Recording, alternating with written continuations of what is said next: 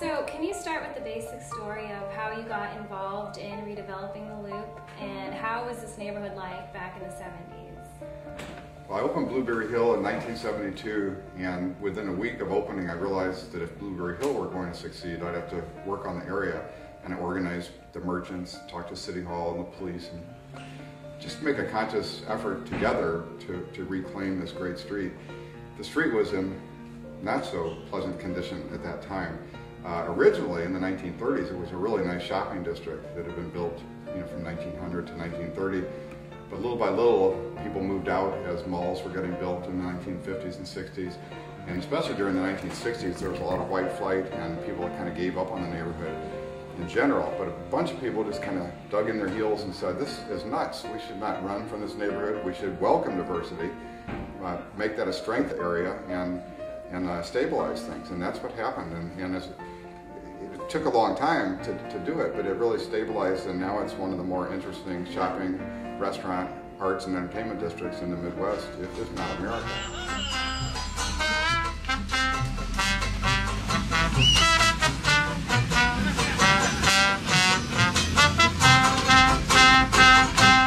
And it's real diversity too. It's not just racially and ethnically diverse, but it's economically diverse.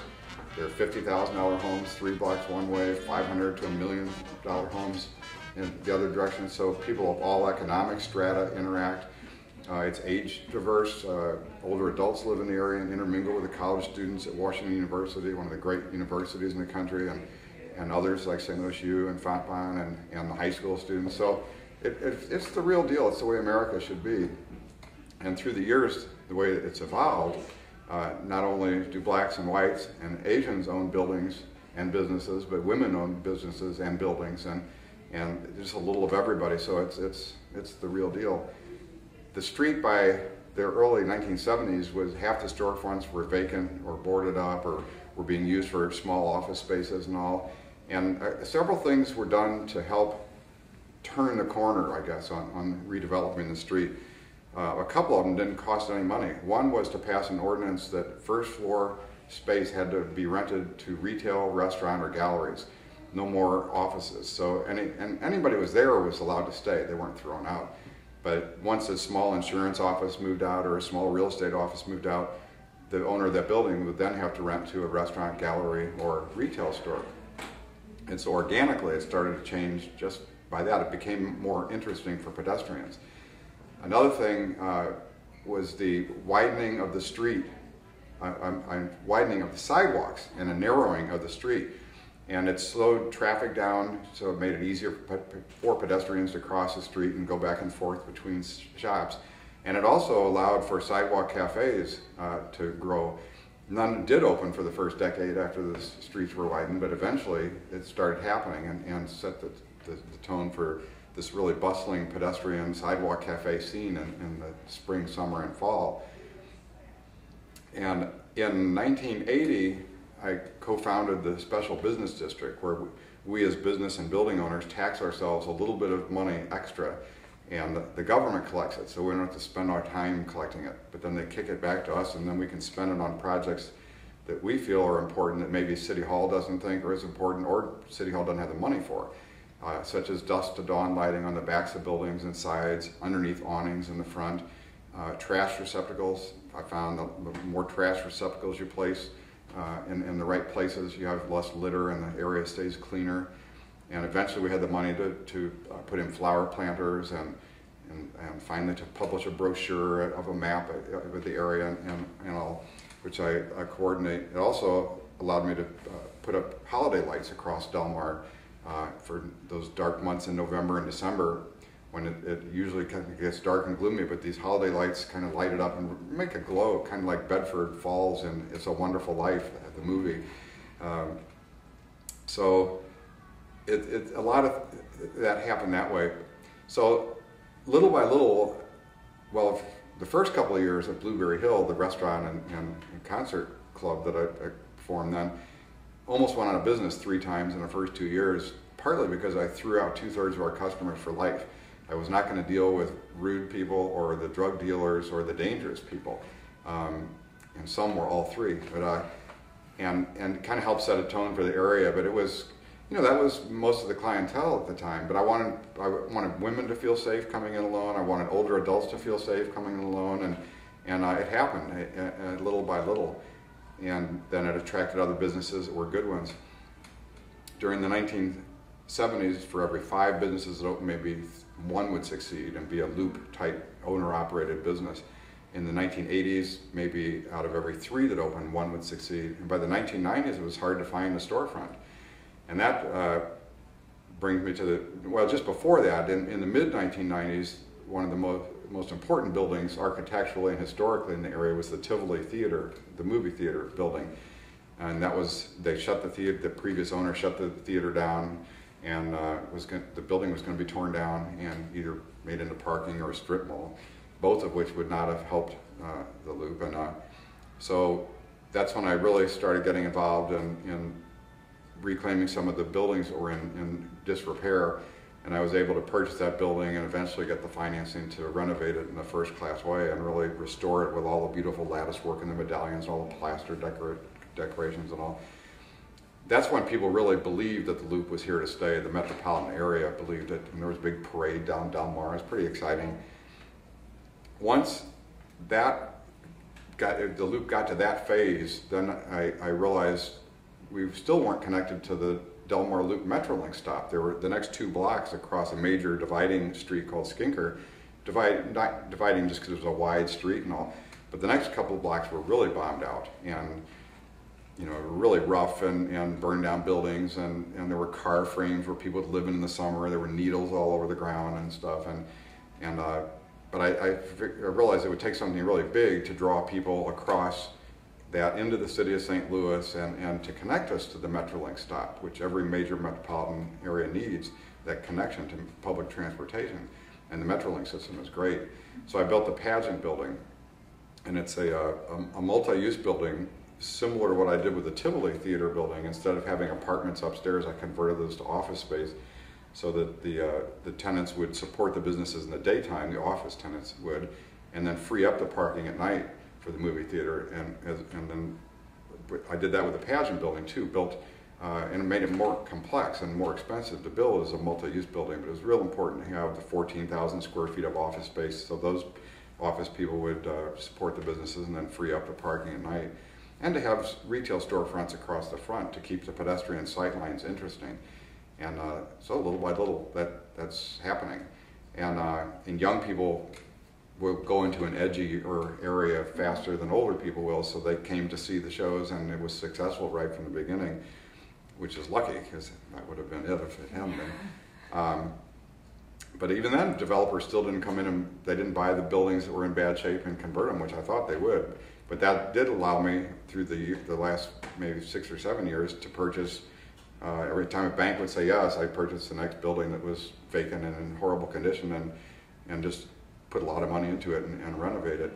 One of the things I do too to attract really good owner-operated businesses is I fix up the entire building, but also I build out their whole space, including the signage and the cash wrap where you check out the counter. I might pay for all that in return for getting a slightly higher rent, but they couldn't have gotten a loan to build it out. A lot of people were first-time business people, entrepreneurs, and they had a vision for their type of store, but they wouldn't have been able to build it out that way. And so by doing it all for them, even though it cost me more money and it delays me from doing the next project, it really helps their success rate immensely, because the signage is gorgeous. It fits in the style of the building that's been renovated, and it draws people there. So I'm a firm believer in that kind of help for small businesses. What attracted you initially to redeveloping this neighborhood as opposed to some other neighborhoods in St. Louis?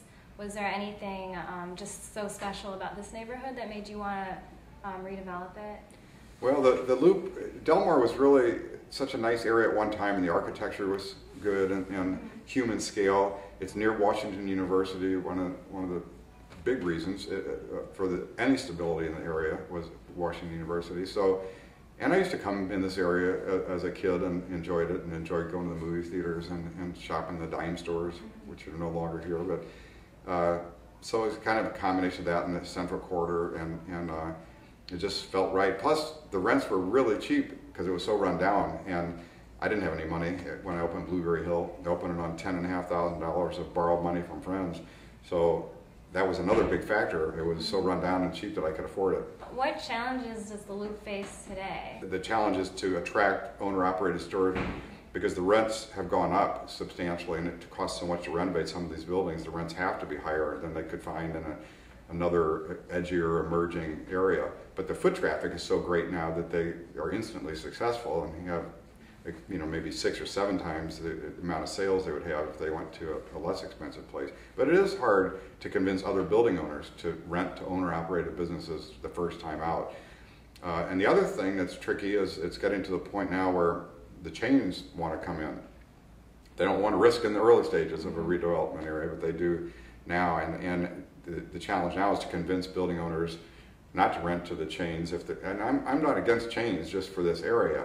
And if it's a national store that's only going to have 1 or 2 in the whole metropolitan area, I'm fine with that also. But if they're going to have 35, it doesn't help to have it because it doesn't bring people in the area.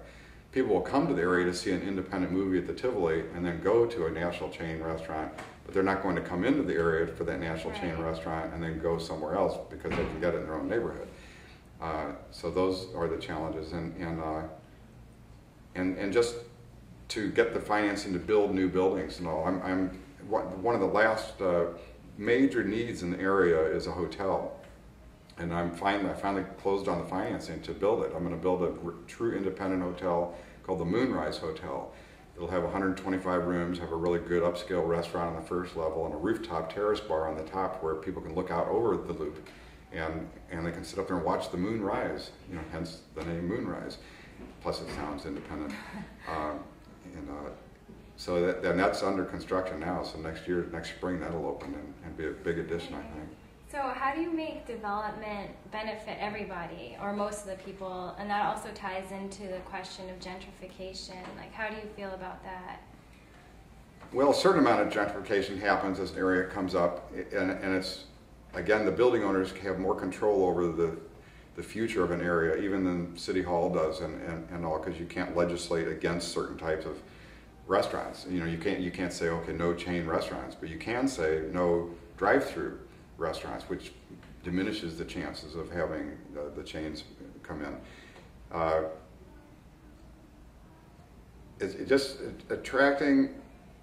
Well, for example, I put in my leases when I rent to a clothing boutique that they can't carry clothing lines more than 10% overlap with another store, and that means that they're going to have to work hard to get in more unique lines, and therefore the area is becoming a nice clothing boutique area where you can go from store to store and not see the same lines and get more. So it's becoming more of a destination area for that. The same way it's known as the live music center of St. Louis, because there are 10 stages on this 6 blocks that you can hear live music, ranging from 50 up to 2,300 at the pageant.